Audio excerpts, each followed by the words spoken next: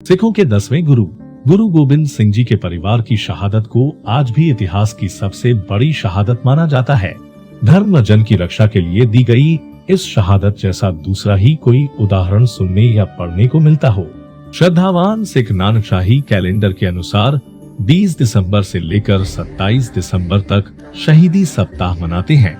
इन दिनों गुरुद्वारों से लेकर घरों तक में कीर्तन पाठ बड़े स्तर पर किया जाता है। बच्चों को गुरु साहिब के परिवार की शहादत के बारे में बताया जाता है। साथ ही कई श्रद्धावान सिख इस पूरे हफ्ते जमीन पर सोते हैं और माता गुजरी व साहिबजादों की शहादत को नमन करते हैं। दरअसल इसी कड़कड़ाती ठंड के बीच माता गुजरी और दोनों छोटे साहिबजादों को सरहंद के ठंडे बुर्ज में खुले आसमान के नीचे कैद किया गया था। आइए जानते हैं कि इतिहास में इस पूरे हफ्ते क्या हुआ था। लूप में आपका स्वागत है। आइए आज का वीडियो शुरू करते हैं। 20 दिसंबर मुगलों ने अचानक आनंदपुर साहिब के किले पर हमला कर दिया। गुरु गोबिंद सिंह जी मुगलों से लड़ना चाहते थे, लेकिन अन्य सिखों ने उन्हें वहां से चलने के लिए कहा। इसके बाद गुरु गोबिंद सिंह के परिवार सहित अन्य सिखों ने आनंदपुर साहिब के किले को छोड़ दिया और वहां से निकल पड़े। 21 दिसंबर जब सभी लोग सरसा नदी को पार कर रहे थे तो पानी का बहाव इतना तेज हो गया कि पूरा परिवार बिछड़ गया। बिछड़ने के बाद गुरु गोबिंद सिंह व दो बड़े साहिबजादे बाबा अजीत सिंह व बाबा जुझार सिंह चमकौर पहुंच गए। वहीं माता गुजरी, दोनों छोटे साहिबजादे बाबा जोरावर सिंह व बाबा फतेह सिंह और गुरु साहिब के सेवक रहे गंगू, गुरु साहिब अन्य सिखों से अलग हो गए। इसके बाद गंगू माता गुजरी, दोनों छोटे साहिबजादे बाबा जोरावर सिंह व बाबा फतेह सिंह जी को अपने घर ले गया, लेकिन उसने सरहंद के नवाज वजीर खान को जानकारी दे दी, जिसके बाद वजीर खान ने माता गुजरी और दोनों छोटे साहिबजादों को कैद कर लिया। 22 दिसंबर इस दिन चमकौर की लड़ाई हुई, जिसमें सिख और मुगलों की सेना आमने सामने थी। इस युद्ध में 10वें गुरु गोबिंद सिंह जी की अगुवाई में 40 सिखों ने वजीर खान की अगुवाई के 10 लाख मुगल सैनिकों का सामना किया था। यह युद्ध सिखों के साहस और युद्ध और धर्म में उनके विश्वास के लिए जाना जाता है। वजीर खान किसी भी हाल में गुरु गोबिंद सिंह जी को जिंदा या मुर्दा पकड़ना चाहता था, क्योंकि औरंगजेब के लाख प्रयासों के बावजूद गुरु गोबिंद सिंह जी मुगलों की अधीनता स्वीकार नहीं कर रहे थे। गुरु गोबिंद सिंह जी ने इस युद्ध को जफरनामा में वर्णित करते हुए लिखा है, चिड़ियों से मैं बाज लड़ाऊं, गीदड़ों को मैं शेर बनाऊं, 1.25 लाख से एक लड़ाऊं, तभी गोबिंद सिंह नाम कहाऊं। 23 दिसंबर यह युद्ध अगले दिन भी चलता रहा। चमकौर साहिब के युद्ध में गुरुजी के बड़े साहिबजादों का बलिदान कोई नहीं भूल सकता है। जब सिखों को मरते हुए देख गुरुजी के बड़े पुत्र अजीत सिंह ने अपने पिताजी के पास जाकर युद्ध में जाने की अनुमति मांगी। गुरुजी ने अपने बेटे को आशीष दिया और अपना कर्तव्य पूरा करने के लिए हौसला दिया। साहिबजादा अजीत सिंह अपने साथ 4 सिखों को लेकर किले से बाहर आए और पूरे जोश से मुगलों पर टूट पड़े। उनके जत्थे ने सैकड़ों मुगल सेना को मौत के घाट उतार दिया। अजीत सिंह ने वीरता के साथ युद्ध लड़ा और उनको युद्ध में 392 फट लगे थे, जो आज भी किसी सैनिक योद्धा पर हुए सबसे ज्यादा जख्म है।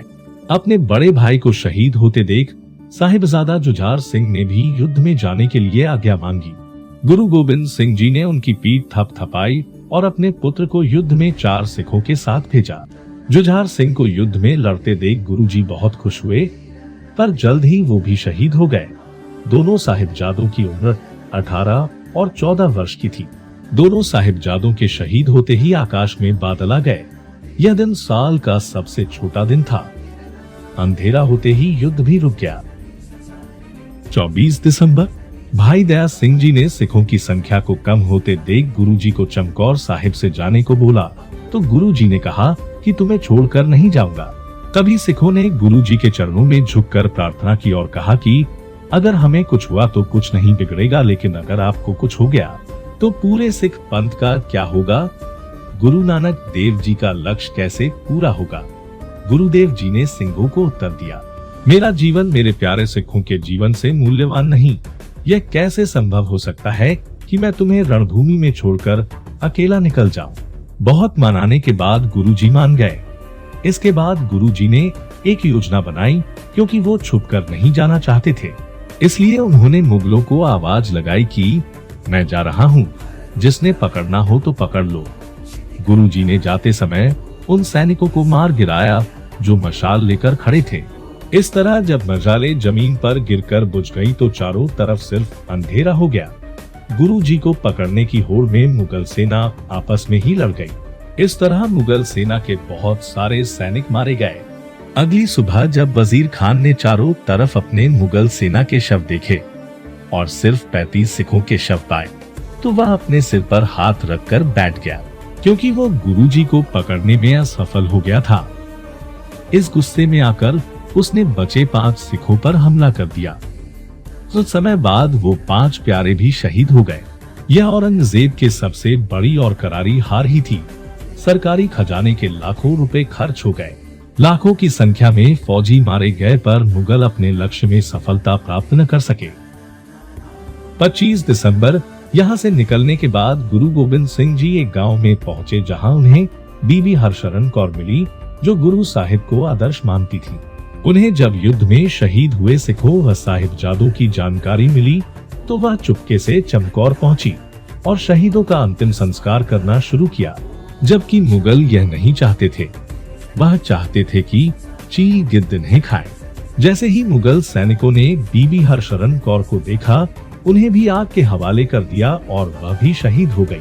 26 दिसंबर सरहंद के नवाज वजीर खान ने माता गुजरी और दोनों छोटे साहिबजादों बाबा जोरावर सिंह जो 7 साल के थे, बाबा फतेह सिंह जो सिर्फ 5 साल के थे, को ठंडे बुर्ज में खुले आसमान के नीचे कैद कर दिया।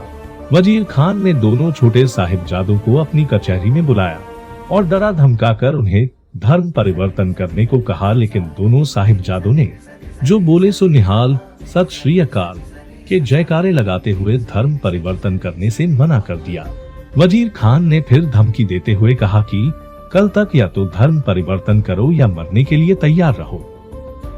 27 दिसंबर जेल में माता गुजरी ने अपने दोनों पोतों को ज्ञान की बातें बताई। आने वाली विपदा के सामने धर्म की लड़ाई कैसे लड़नी है, इसकी शिक्षा दी।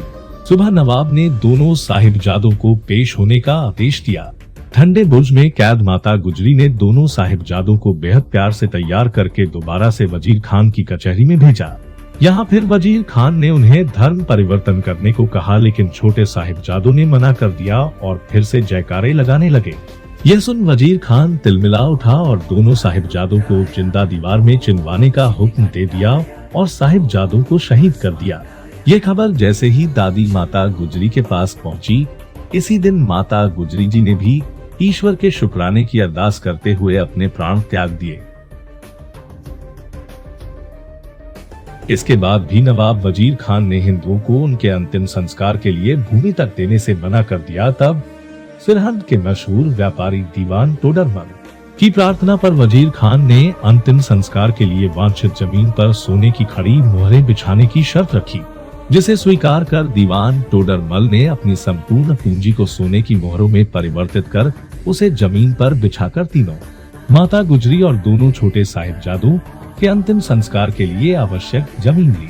बाद में क्रोधित होकर नवाब वजीर खान ने न केवल दीवान टोडरमल को बल्कि उसके पूरे परिवार को जिंदा कोहलू में पिसवा कर शहीद भी कर दिया था।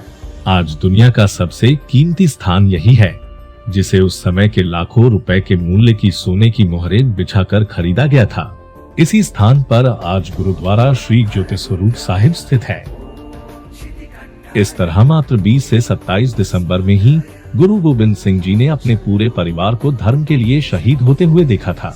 इसलिए सिख धर्म में यह सप्ताह शहीदी सप्ताह माना जाता है। आज के लिए बस इतना ही। जल्दी ही आपसे अगली वीडियो में मुलाकात होगी। तब तक के लिए जय हिंद।